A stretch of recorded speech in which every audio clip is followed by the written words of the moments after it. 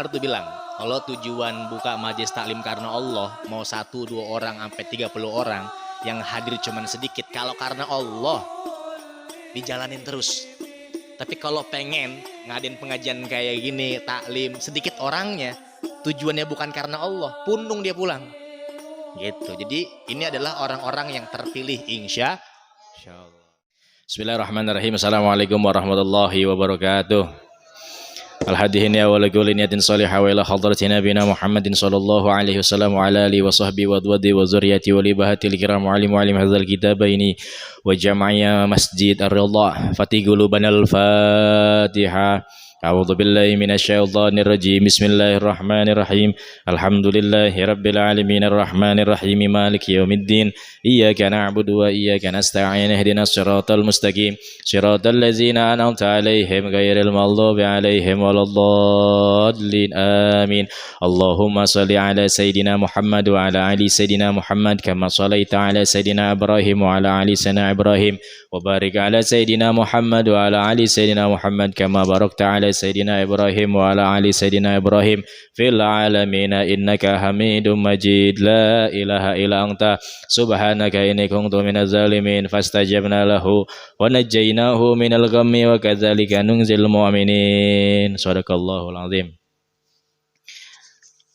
Hadirin sekalian dirahmati oleh Allah Subhanahu wa taala, alhamdulillah. Puji syukur kepada Allah Subhanahu wa taala jalla jalaluhu wa azamatuh. Pada kesempatan yang baik, di hari yang baik, insyaallah mudah-mudahan selalu diberikan keberkahan hidupnya oleh Allah Subhanahu wa ta'ala. Salawat teriring salam semoga tercurah keharibaan junjungan Nabi kita Nabiullah Muhammad sallallahu alaihi wa alihi wasallam. DKM Musholah Ar-Ridha, Bapak Haji, Bapak RW Nanang, dan juga para kesepuhan yang kita muliakan, serta para pejuang baginda Nabiuna Muhammad sallallahu alaihi wasallam. Bentar lagi mau Maulid, kedatangan hari lahirnya manusia agung yang diagungkan oleh Zat yang Maha Agung, Allah Subhanahu wa ta'ala. Jadi kembali lagi pertanyaannya, senang apa enggak datang bulan Maulid? Senang. Jadi kalau kedatangan bulan Maulid, jangan enggak senang. Berarti orang yang enggak senang sama datangnya bulan Maulid, enggak cocok dapat syafaatnya Nabi Muhammad sallallahu alaihi wasallam. Paham? Insya Allah. Nih salah satu orang yang cinta maulid adalah menjaga sholat 5 waktu. Ini wasiat dari Nabi, oleh-oleh. Maka kita masuk. Bismillah. Mau'izatul hasanah, nasihat yang baik. 15 ancaman bagi orang yang menggampangkan dan meninggalkan sholat 5 waktu. Qala Nabi Muhammad sallallahu alaihi wasallam, man tahawana bis salati aqabahullahu ta'ala bi khamsu asyarata uqubatan sitatun minha fid dunya wa salasatun indal maut wa salasatun fil qabri wa salasatun indal khairujihi minal qabri. Nabi Muhammad sallallahu alaihi wa alihi wasallam bersabda, barang siapa yang menggampangkan atau meninggalkan sholat 5 waktu, maka Allah Subhanahu wa ta'ala akan memberikan 15 macam siksa padanya. 6 ketika di dunia, 3 ketika akan mati atau sakaratul maut, 3 ketika dalam kubur, 3 ketika bangkit dari alam kubur. Nih lihat sini.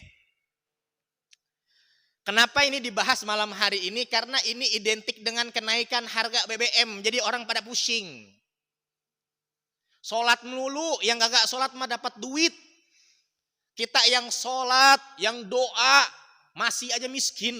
Imam Ali karamallahu wajhah bilang, orang miskin itu mendekatkan diri kepada kekufuran. Jadi orang yang miskin gampang jadi kafir. Menggadaikan akidahnya. Jadi nanti ada ideologi yang memang imannya itu rendah. Ngapain gua sholat lah. Gua sholat aja percuma. Duit gue begini-begini aja kagak naik-naik. Dagangan gue begini-begini aja. Ada orang yang sholat, ada orang yang gak sholat. Sama orang yang gak sholat itu dia udah imannya sedikit, sholatnya belentang-belentong. Ini harga BBM naik, apa-apa naik, semuanya serba naik. Jadi pusing. Mendingan gue gak usah sholat dah. Maka di sini ada hadis Nabi yang mengatakan bahwa ada 15 ancaman bagi orang yang meninggalkan sholat. Ini sugesti bagi siapa? Bagi mereka. Orang-orang yang gampang banget ninggalin sholat. Makanya kita jangan sampai ngegampangin ninggalin sholat. Ada hadis yang lebih serem lagi. Apa hadisnya? Ada satu rumah. Di dalam rumah itu ada orang yang gak sholat. Ini penghuni rumah lagi miara orang ahli neraka. Lebih serem. Satu rumah nih. Satu rumah ini ada 2 orang yang gak sholat. Ini kepala rumah tangganya lagi miara orang ahli neraka ini.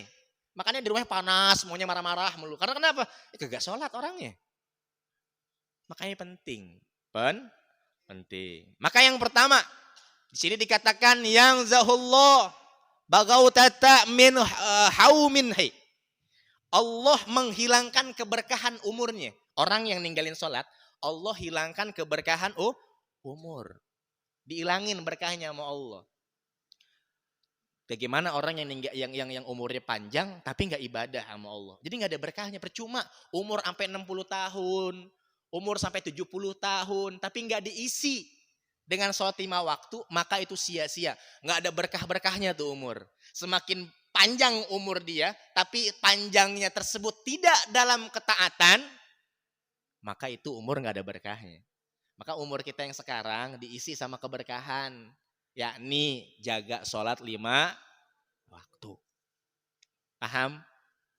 2.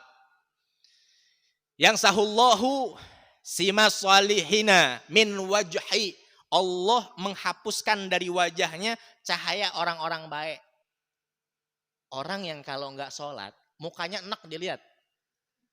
Coba kalau Adi nih sing sholat, mukanya enak dilihat tadi.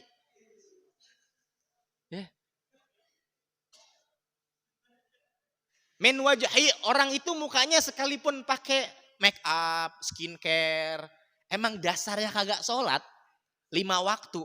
Ini mukanya tuh bawaannya tuh gak enak dilihat nih. Karena nggak ada cahaya-cahayanya gitu. Saya lihat para alim ulama, para habaib. Antum yang udah sering ngeliat dah habib-habib yang lain. Pandangan wajahnya bisa menggetarkan hati, Masya Allah. Pandangan wajahnya mengalihkan dunia kita kepada manusia yang lain. Ulama itu kalau dipandang, ya Allah. Ulama yang mujtahid, ulama yang penuh dengan kehati-hatian. Pandangan cahayanya itu gak bisa dibohongin. Bawaannya itu adem. Lagi lapar ngelihat ulama, kenyang. Lagi sedih hati, mandang ulama, bahagia. Coba, kalau lagi pusing, mandang saya, makin pusing. Ya ketua ya? Oh, iya lagi lu, mandang gue jadi pusing. Wah parah Fi. Jadi jaga sholatnya. Orang yang ninggalin sholat itu hilang cahaya sholatnya. Susah kalau orang itu nggak mau ibadah sama Allah, nggak mau digunakan nih kepalanya nih. Ini kayaknya ini pernah dikaji ini. Cuman kita utolaah, kita ulang-ulang sama kita. Karena melihat daripada ini di bumi ini di Indonesia atau di wilayah kita banyak orang banget yang ninggalin sholat, ngegampangin banget ninggalin sholat. Padahal nih jamaah nih ya, orang yang kalau ninggalin sholat ya, umur 15 tahun pada saat usia balik, dosa puluhan tahun, nyampe usia 50 tahun, 2 tahun tobat. Jadi 15 dikali 50 dikurang 2 tahun. Jadi kalau satu sholat dalam 5 waktu, kalau subuh tinggalin sholat, lalu nggak dikodok, itu mesti bayar. Itu mesti bayar. Kalau yang meninggal ya, lagi ngomongin kematian, mesti dibayar. Mesti dibayar. Dibayarnya kan makanya kalau misalkan ada orang meninggal, orang Kulon, orang Pandeglang. Biasanya kalau ada yang meninggal 7 harian pada bawa beras. Ada tataka kubro, ada tataka sugro. Jadi dibayar puluhan juta buat ngebayarin orang yang meninggal doang. Karena kenapa? Kagak sholat ini orang. Meninggalnya, matinya gak sholat. Maka jangan sekali-kali mati kalau belum sholat. Jangan dulu mati deh. Karena banyak orang yang jual tanah lantaran ada orang tuanya yang gak pernah sholat seumur hidupnya. Dibayar sama siapa? Sama anaknya. Satu sholat 10.000. 1 liternya beras coba umpama 10.000. Dikali 5 waktu. Berapa? 10.000 kali 5 berapa? Berapa? 50.000. Usia 50 tahun dia gak pernah sholat. Dalam setahunnya ada 12. 50.000 dikali 12. Dikali 50 tahun. Dikurang 2 tahun karena taubat. Berapa puluh juta itu? Ada yang teriak, ribet amat kayaknya. Lu yang ribet, waktunya hidup kagak mau sholat. Iyalah, selagi hidup ya sholat. Kalau misalkan udah gak sholat, ya nanti ahli warisnya yang ngebayarin. Makanya dilihat kalau ada orang tua yang gak sholat, anaknya mesti bayar. Ada ulama pendapat yang bilang boleh dikodok, boleh dibayar sama ahli warisnya. Ada juga yang enggak, ya terserah. Mau ngambil yang mana, tapi ada ulama yang mujtahid. Apa ulama mujtahid? Ulama yang penuh dengan kehati-hatian. Makanya sholat itu jangan digampangin, mas. Kalau nggak sholat, nih ente pada taubat nih. Taubat usia berapa? Buru-buru kodok. Kan ditinggalin sholat tuh. Meskipun dalam Al-Quran, kagak ada tuh yang nyuruhin buat kodok. Cuman disuruhnya sama Allah supaya sholat. Buat bayar sholat memang nggak ada. Cuman ulama-ulama Nahdlatul Ulama mengatakan kalau yang nggak sholat ya dibayar sholat. Karena pada saat Allah memerintahkan sholat, lu kagak sholat. Jadi dikodok. Yang kagak sholat subuh, kodok subuh.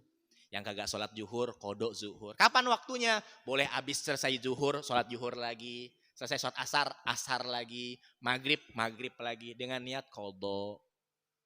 Paham? Tapi niat sholat kodok kagak boleh diniatin. Umpama, lagi jalan, lagi ngawal ulama. Lagi ngawal habaib. Ya, kagak sholat. Kagak sholat. Ngawal ulama kagak sholat. Ngaco. Namanya ngaco itu. Orang ngawal ulama kagak sholat. Astagfirullah. Ada yang kayak begitu. Ada. Di sini, kagak lah saya percaya di mari. Awal terus. Kalau saya pantau, asar ke warung Syarafi, rapinya nggak ada. Nggak taunya ada di masjid. Di atas lagi main handphone. Itu yang kedua. Dan yang ketiga, kullu amalia juluhullahu subhanahu wa ta'ala. Allah tidak akan memberikan pahala amalan yang ia lakukan. Nih, pernah nggak ngedengar kalimat kayak gini? Percuma lu puasa Ramadan kalau lu nggak sholat mah nggak diterima, bener gak? Nah, hadis ini untuk memberikan peringatan kepada mereka bahwa jangan sampai nggak sholat. Kenapa? Karena amaliyah lu nggak bakal diterima. Tapi kalau misalkan ada ayat nih, "Faman ya'mal mithqala dzarratin khairan wa may ya'mal mithqala dzarratin syarran yarah." Segala amaliyah yang kecil pasti akan ditulis. Dan segala keburukan yang kecil akan ditulis juga. Hadis ini memberikan peringatan kepada mereka bahwasanya amaliyah lu bakalan dibilang bagus kalau sholat lu bagus. Jadi jangan sampai ninggalin sholat. Karena apa? Seluruh amaliyah dalam hadis Mukhtasar Tazkiratul Qurtubi, kalau engkau, contoh gini, ada parkiran nih umpama. Ya, dia nggak pernah sholat, jaga parkir. Ya, jaga parkir. Setiap parkir yang dia dapat, dia nyumbang Rp2.000 buat masukin kotak amal. Dan nanya sama Ustadz. Ustadz, saya mau nanya, saya kan nggak pernah sholat ya Ustadz ya. Cuman untuk saya hidup ini kok kayaknya gue banyak dosa bet ya. Akhirnya saya kalau dapat parkir itu, saya selalu kasih ke masjid. Itu gimana Ustadz tuh? Tapi saya nggak sholat. Iya baik juga. Dicatat tetap. Cuman tetap amaliyah itu bakal kalah sama apa? Sama engkau tidak pernah sholat. Berarti kembali lagi harus sholat 5 waktu. Kan sering dikatakan bahwa orang-orang yang menjalankan amaliyah kayak sedekah, acara-acara, tapi dia nggak mau sholat 5 waktu. Sedekah itu akan kalah nanti sama dosa-dosa dia. Di alam kubur yang paling penting ditanya adalah sholat kita. Kalau sholat kita terjaga, sholat kita itu lancar insya Allah. Di yaumal qiyamah juga bakalan lancar. Yang kelima, Allah tidak akan mengangkat doanya ke langit. Berapa? 4. Oh iya, ada yang protes. Nggak ada kopinya. Allah tidak akan mengangkat doanya ke langit. Gini nih, maksudnya Allah tidak mengangkat doanya ke langit. Kan ada orang yang usaha ya. Ada orang yang usaha, tapi dia nggak sholat, rezekinya lancar. Ada orang yang sholat, yang ngaji, rezekinya kagak lancar-lancar. Ada kan kayak gitu? Itu namanya istidraj. Nauzubillah. Nih, anak Betawi gini nih. Mak kita, kalau lagi ngomelin kita lagi hujan-hujanan, kayak gini ya. Terus, hujan-hujanan terus. Kan melotot. Itu sama istridot itu kayak gitu. Kata Allah terus kasih rezeki sama mereka yang gak ibadah. Ada omongan. Mas, ngapain sholat? Saya aja gak sholat nih. Tetap rezeki saya lancar. Saya gak ibadah yang lainnya. Tetap saya dapat rezeki lancar. Itu istidraj. Hukuman Allah yang tertunda sama Allah kasih terus. Sama Allah kasih. Gak sholat dia, rezekinya lancar. Gak sholat, usaha sama tendernya bagus. Kagak ibadah yang lainnya. Rezeki datang. Itu biar Allah gak punya utang sama makhluk. Contoh orang kafir ya. Orang non muslim. Kalau ada acara maulid, kurban, suka nyumbang kan. Kambing, sapi. Besoknya dibayar lagi sama Allah. Kenapa? Allah gak mau punya hutang sama dia. Biar nanti di yaumal qiyamah dia datang dalam keadaan yang nol limit. Tidak bawa amaliyah apapun. Tapi kita yang iman, yang Islam, kita ada nilai plus. Kenapa?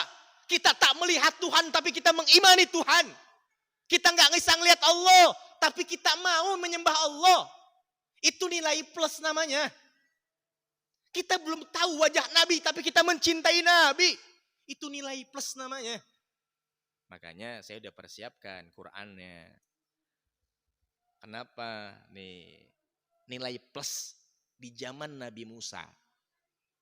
Umat Nabi Musa itu bilang, "Ya Musa, aku akan beriman kepadamu kalau aku bisa melihat Tuhanmu." Maka di sini dikatakan dalam Al-Qur'an, bismillah, "Wa iz qultum ya Musa lan nu'mina laka hatta narallaha jahratan fa akhazatkumul sa'iqatu wa antum tangzurun." Dan ingatlah kata Allah, ketika kamu berkata, "Wahai Musa, kami tidak akan beriman kepadamu." Ya Musa, aku enggak bakal beriman kepadamu sebelum kami melihat Allah, sebelum kami melihat Tuhanmu. Maka ketika orang tersebut, umatnya Nabi Musa, ngucap kayak gitu, tiba-tiba di tengah hari bolong, petir nyamber, boom, angus yang ngomong kayak gitu. Sebagian umat yang lain lihat, widih, langsung geseng kayak gitu.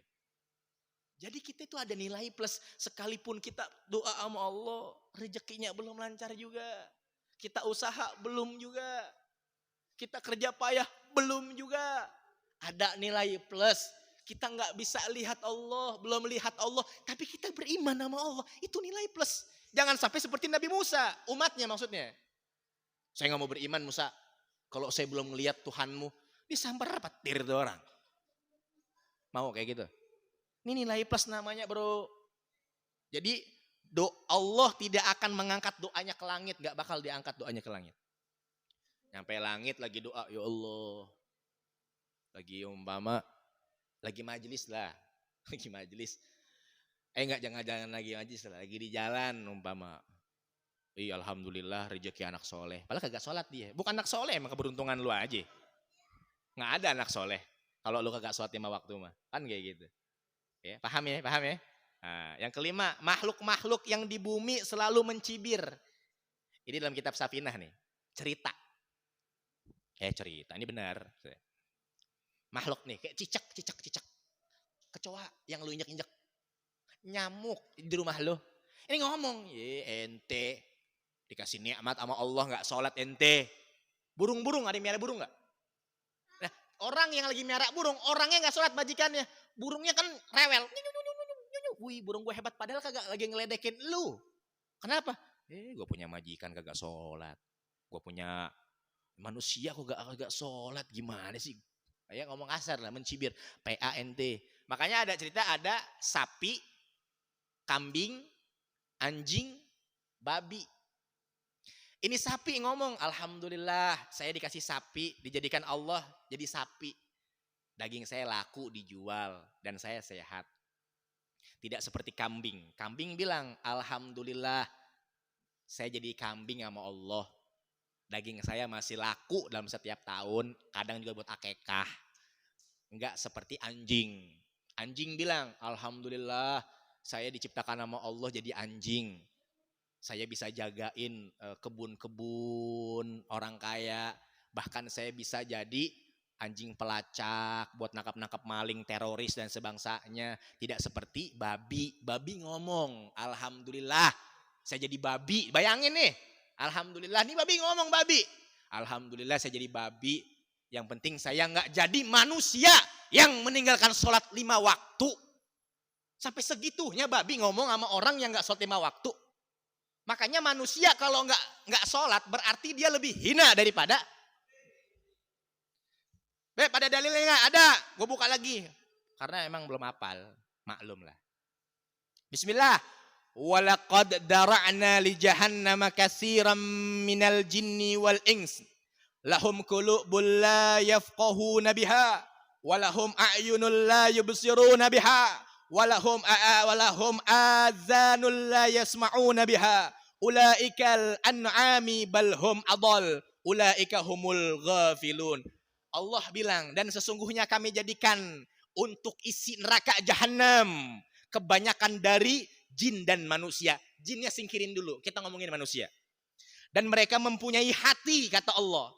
Lahum qulubul la yafqahuna biha. Mereka mempunyai hati tapi tidak digunakan untuk memahami ayat-ayat Allah. Nih ayat-ayat Allah. Allah ciptakan, Allah buat hati. Wa qulubuhum nabiha. Allah udah ngasih hati, lu kenapa nggak mau meresapi ayat-ayat Allah? Allah bilang kayak begitu. Walahum a'yunul la yubsiruna biha.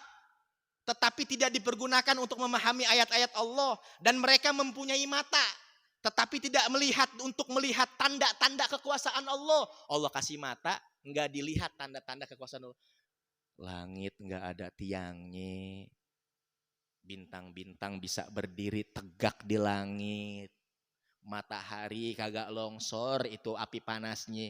Itu kalau bukan Allah subhanahu. Jadi ada 3 faktor dalam ayat ini. Pertama, Allah bilang mereka punya hati tetapi tidak digunakan untuk memahami ayat-ayatku. Ayat-ayat Allah ada yang tersirat, ada yang tersurat. Yang tersurat ini Al-Quran. Yang tersirat ini muka bumi nih. Jadi kalau misalkan anda semua, kita semua dinasehatin sama ulama, ngedengerin pengajian, kagak ngeresep ke hati, dinasehatin gak ngerti-ngerti, masih ngelakuin maksiat aja. Ini ada alam juga. Ada orang yang suka naik gunung. Naik gunung, Masya Allah. Melihat keindahan alam. Allah subhanahu wa ta'ala. Tapi gak sholat. Orang goblok. Orang gak goblok. Naik gunung kan bilang nanti apa? Ngelihat keindahan alam. Yang nyiptain alam siapa? Sekarang lu memahami untuk keindahan alam, tapi gak menghormati yang nyiptain alam. Kalau bukan orang goblok. Orang apa? Astagfirullahal. Maka Allah mengatakan, ulaika al-an'ami balhum adol. Apa? Bahkan mereka lebih sesat. Mereka itu sebagai binatang ternak. Na'udzubillah. Berarti benar yang dikatakan sama babi. Saya alhamdulillah dijadikan babi. Babi udah najis mughaladzah. Babi itu binatang yang homo, diembat, anaknya dimakan, kotoran dimakan, lebih najis daripada najis. Ada yang lebih najis daripada babi. Siapa? Orang yang meninggalkan sholat 5 waktu. Jadi yang di sini paham ya? Jadi jangan sampai ninggalin sholat ya. Kalau ninggalin sholat berarti, nah itu dia. Ini pada mencibir makhluk-makhluk Allah yang di bumi. Na'udzubillah. Yang kelima, ia tidak mendapat bagian doa orang-orang baik. dia tidak mendapat bagian orang-orang doa yang baik. At-tahiyatul mubarakatus sholawatut thayyibatulillah. Assalamu alayka ayuhan nabiyyu wa rahmatullahi wa barakatuh. Assalamu alayna wa ala ibadillahi sholihin. Ini yang ini nih. At-tahiyatul mubarakatus sholawatut thayyibatulillah. Assalamu alayka ayuhan nabiyyu wa rahmatullahi wa barakatuh. Assalamu alayna wa ala ibadillahi sholihin. Salam sejahtera yang aku limpahkan untuk orang-orang soleh. Rafi sholat di Ar-Ridho pada saat dia at-tahiyat ngedoain orang-orang Palestina yang sholat 5 waktu. Ngedoain orang-orang Amerika yang Islam yang sholat. Ngedoain orang-orang Afrika yang Islam yang sholat. Ketika orang lagi baca at-tahiyatul mubarakatus sholawatut thayyibatulillah. Assalamu alayka ayuhan nabiyyu wa rahmatullahi wa barakatuh. Assalamu alayna wa ala ibadillahi sholihin. Salam sejahtera aku limpahkan kepada mereka. Wa ala ibadillah. Hamba-hamba Allah sholihin. Yang ibadah kepada Allah. Yang sholih. Rafi sholat, Odi sholat, Ajat sholat, ngedoain orang-orang Amerika yang Islam, orang Spanyol yang Islam. Syaratnya sholat. Dan Rafi ngedoain seperti itu nggak didoain juga orang Indonesia. Kenapa? Orang Indonesianya kagak sholat. Ketika kita idola kita Habibun Rizik Syihab, ketika Habib Rizik lagi sholat ibadah, kitanya sholat, doa dari beliau sampai kepada kita. Tapi kalau orang tersebutnya nggak sholat, ya nggak dapat lah. Ia tidak mendapatkan bagian orang-orang baik. Makanya orang yang kalau nggak sholat nggak pernah didoain sama wali-wali Allah. Paham? Jadi Habib Rizik sholat nih di Petamburan. Arido dapat. Karena Arido juga sholat. Yang di Arido sholat. Di Tajul Mustafa dapat. Karena kenapa? Yang di Tajul Mustafa juga sholat. Yang Tajul Mustafa sholat. Ngedoain buat orang yang di luar negeri. Langsung jauh. Keluar negeri dapat. Kenapa? Dia sholat. Meskipun Ar-Ridho sholat, nggak ngedoain orang yang di samping tetangganya. Kenapa? Yang tetangganya kagak sholat, nggak dapat bagian doa-doa dari orang-orang soleh. Paham? Ya